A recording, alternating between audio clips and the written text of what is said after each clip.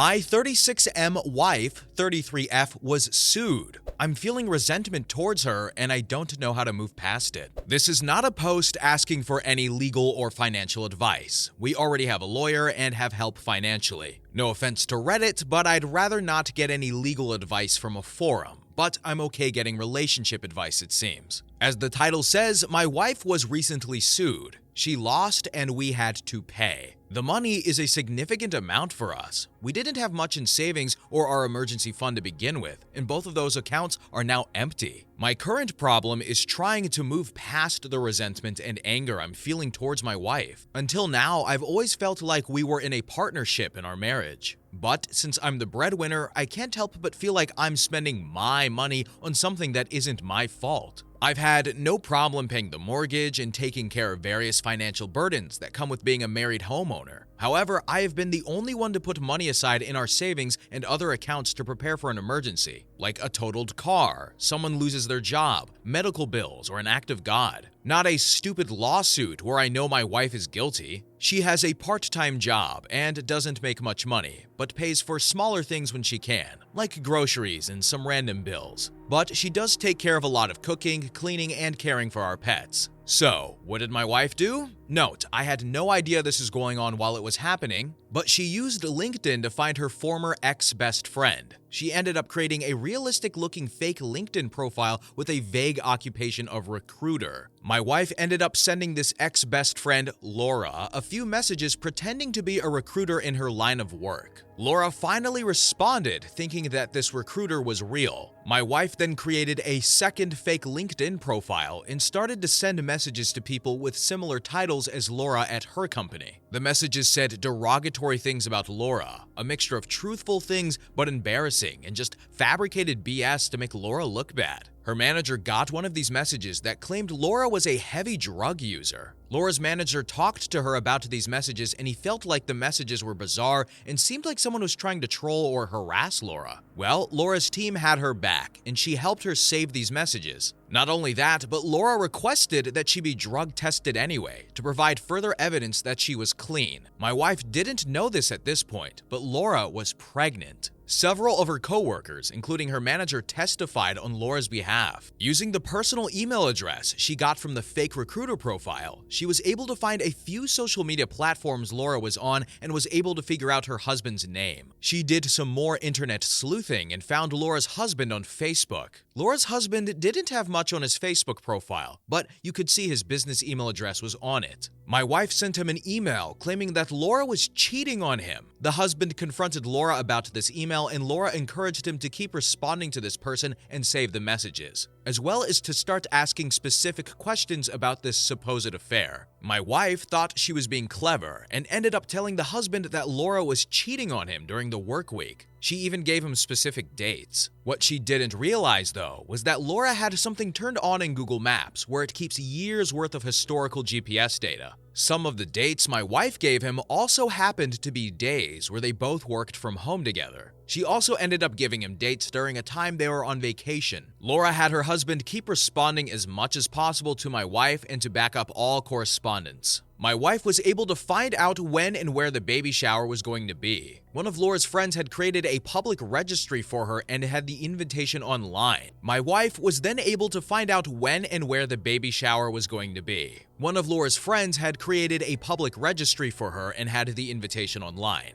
My wife decided to show up unannounced. By the way, the baby shower took place in a semi-public place. They had rented out an area connected to the public businesses. She did not make herself known immediately. Instead, she looked for patrons that were entering and exiting the rented-out room. She was able to get the attention of a few guests that never had met her and tried to gossip about Laura. My wife was telling people that Laura didn't actually know who the father was, amongst other things. This was at an event where her husband was at as well. The word got back around to Laura and she spotted my wife and apparently immediately put together all the pieces of what happened. I'm leaving a fair amount of information out, but my wife was able to find phone numbers, social media accounts, and email for other people in Laura's circle and then sent them messages about Laura on multiple occasions. All the messages were trying to paint Laura in an extremely derogatory light. All the events I've mentioned so far took place over a year or so ago. My wife did not think to mask her IP address, so it was pretty easy to find out all these made-up messages came from the same IP address, ours. Laura's friends and family testified on her behalf. Laura had everyone save as much digital evidence as possible, and there was a lot. Laura and her husband hired a lawyer and decided to sue my wife. They had ample evidence against her. All the saved messages, close friends, and even her manager spoke on her behalf. She showed that she went to see a therapist once all the harassment started because she was depressed and anxious. She showed that she and her husband went to counseling after the accusations of cheating. She even went above and beyond and had more drug tests done to show she was clean and my wife's accusations were 100% false, and even had a paternity test done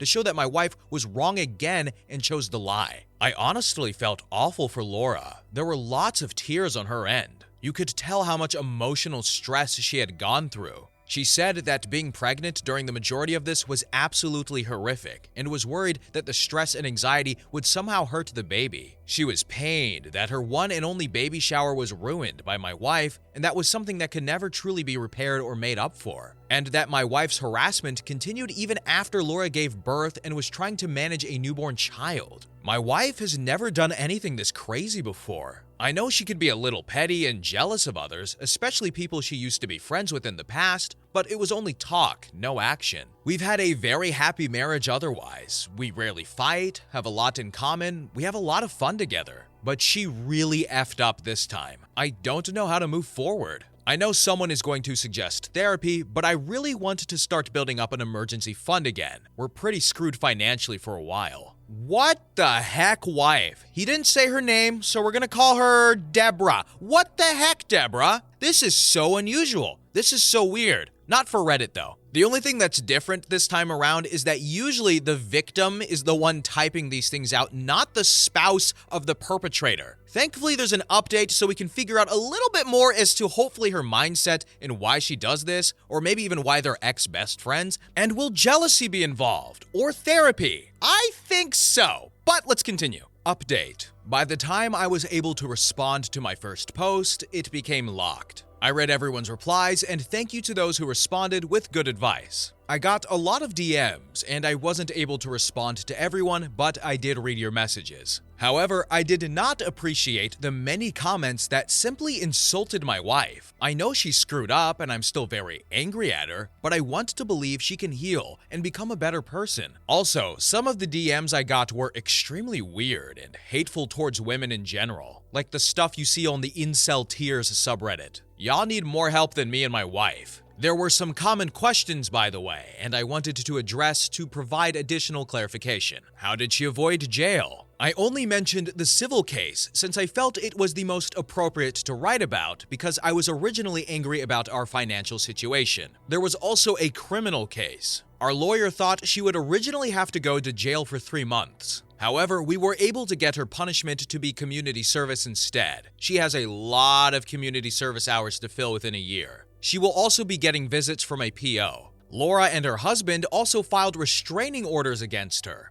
I can't blame them for that. It helped my wife that she had a clean record and has a family that works in law enforcement. I want her to finish those community service hours first before we talk about her working more hours to help pay me back. Next, why did she do this to Laura? This is a good question. I asked her this multiple times over the past several months to try to understand what this woman did to my wife. She would tell me that Laura deserved everything horrible that my wife did to her. That Laura was a terrible person, a narcissist, a liar, and just overall a scumbag. But she never really gave specific examples. I've been pressing her for more info, and when she told me some specifics, it made me feel sick to my stomach. Not because of what Laura did, but because of how far my wife decided to go due to some petty things that happened in their friendship. Their friendship ended about 8 to 9 years ago. They had been friends since early high school, and it was over a man they had both briefly dated. My wife dated Matt for a few months. She broke up with him because she thought Matt had feelings for Laura. Laura said she didn't want to date Matt because he had dated my wife. So my wife decided to test her friend Laura's loyalty and told Laura she had her blessing to date Matt. Laura and Matt ended up dating for a few months. My wife stuck around while they were dating, and once they broke up, my wife told Laura that she had failed a loyalty test. They fought, and ultimately, it was Laura who decided to not end the friendship. Note, in case it is not clear, Laura's husband currently is not Matt. Secondly, I was able to get some information from her about what inspired her to do this, since their friendship had ended so long ago. My wife said she happened to see, by chance, not by stalking, that Laura was at a restaurant about 1.5 to 2 years ago, and it looked like Laura had lost a lot of weight and was fit. My wife and I are both fairly overweight, and apparently Laura used to be overweight too. My wife admitted that she felt angry that Laura had lost a lot of weight while she had never been able to. My wife was also insulting Laura and said that she doesn't make a pretty thin person and that her new muscular body was too masculine. She also insulted Laura's husband's looks and physique as well. I saw both Laura and her husband in person on multiple occasions. They both look like normal, attractive people who obviously work out. I could also tell my wife was irritated when she saw Laura at the courthouse for the first time, and you could barely tell that Laura had even had a baby. My wife admitted that she just wanted to do some snooping to try to find out that Laura wasn't doing well in life. She found the opposite and was jealous of Laura's success. She first found out both of their job titles. They both work at tech companies with some sort of engineering title, and their estimated salaries by using something called Glassdoor. And if that's accurate, then both Laura and her husband make really good money. She also saw a photo on Facebook of Laura and her husband standing in front of what appeared to be their very beautiful and large home. She said she was angry because she knew that Laura wasn't deserving of any of this. She proceeded to insult Laura about how she's not that smart, not pretty, not responsible. She claimed that all Laura did through college was do drugs, drink, have sex with anything that had a penis, and skip class and failed a lot. My wife said that she's the type who would cheat on her husband, that she's manipulative and is always up to something, etc. Both Laura and her husband seemed very sad and exhausted throughout the whole ordeal. I never picked up on anything sinister from Laura at all. I felt absolutely awful for her. I felt extreme shame and embarrassment whenever I was in the same room with Laura and her husband.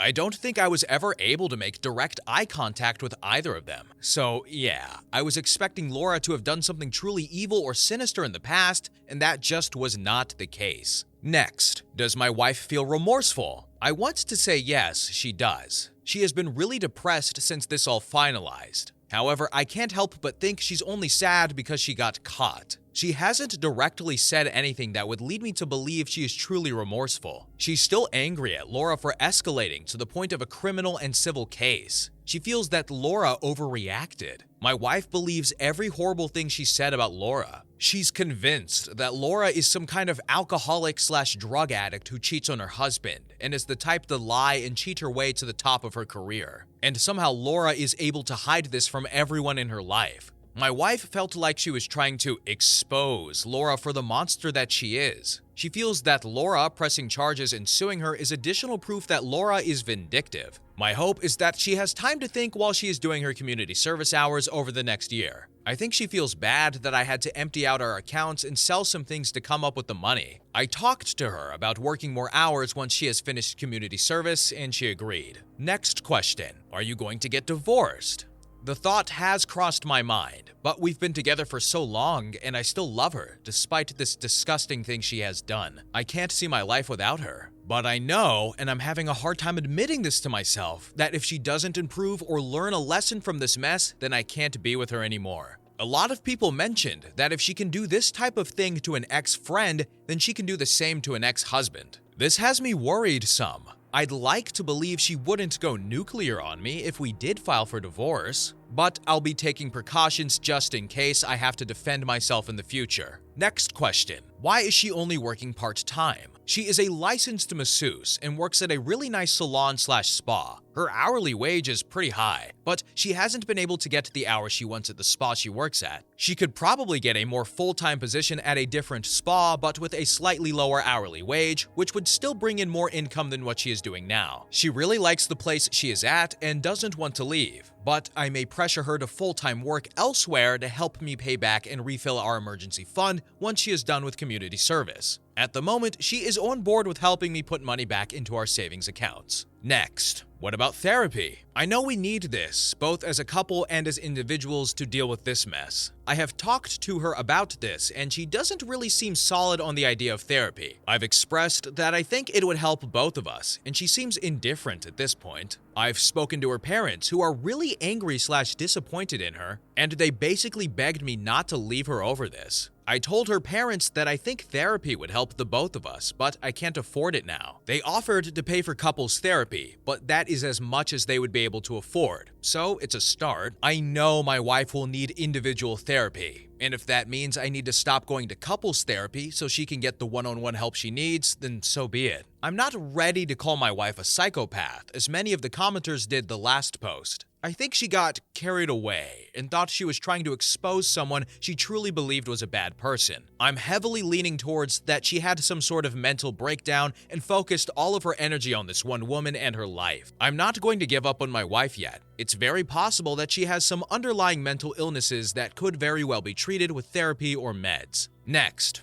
how much was she sued for? I don't want to give specific numbers, but it will take about 4 to 5 years to get back to where we were prior to this happening. If my wife takes on a full-time after she is done with community service and hands over the majority of her paycheck, it may take less than 4 years. Are kids involved? No, we don't have kids and are not planning on having any. What's next? That's what I need help with. I've sat down with my wife a few times since the post, and I can feel some resistance coming from her about starting couples therapy. I think she's irritated at her parents for offering to pay for therapy for us. She has stated that she would rather us solve our problems together without interference from someone she doesn't know. She's afraid she isn't going to like any therapist we find, and that the therapist will attack her throughout our sessions. I've tried explaining to her that the therapist isn't there to blame anyone, that they would try to help us, and that it would be a safe space for her to talk about and vent whatever she needs to talk about. I've brought up the idea of therapy every night since the post, and every time she had an excuse along the lines of, it won't help, the therapist will gang up on her, she isn't going to like the therapist/the therapist won't like her, or that we can solve our own problems at home. Well, I did say I thought this was a jealousy thing, and it seems like that held true. This feels as if it's jealousy meets some sort of mental break or mental illness. It seems that the wife saw Laura's new life,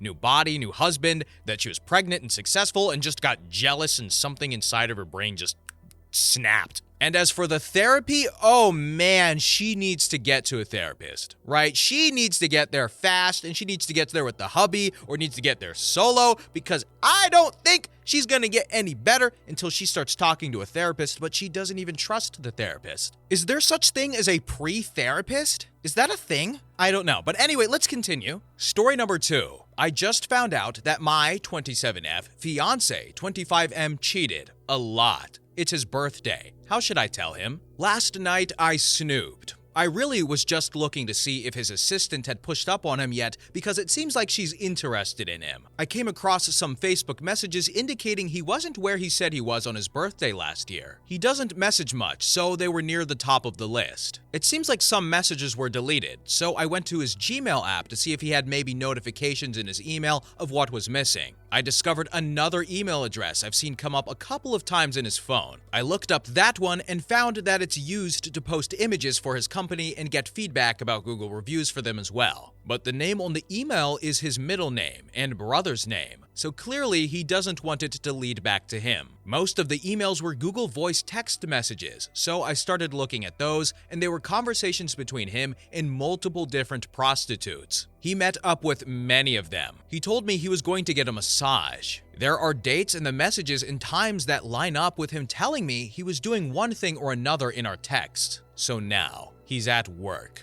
We have a dinner tonight with his mom for his birthday, and I'm trying to hold it together so we can celebrate him. I know, 09, and then I plan on bringing it up tomorrow when he's off. But like, how? He's the type to deflect and get defensive. So I need to be careful about how I introduce this so we don't get stuck on, you snooped through my phone, because I think we can all agree what he did is way worse. Any tips on how to bring this up to him without being railroaded before I even get started? P.S. We have a daughter, so I know I'll probably leave, but I have to be delicate so that we can agree on things regarding her in the near future. Update. It's just been a few hours since posting this, but about 16 since I found out all this info. I have videos and pictures, screenshots and pictures of the phone screen. I contacted someone I trust to help me find a lawyer I can afford. Monday, he goes back to work, so that's when I'll call the lawyer and figure out my plan. Once the plan is sorted, I'll sit him down that day and let him know what's going on and that I don't want to take our baby girl away forever, but we're going to do XYZ with custody. Then I'm going to stay with my mom until I get everything together and in a new place.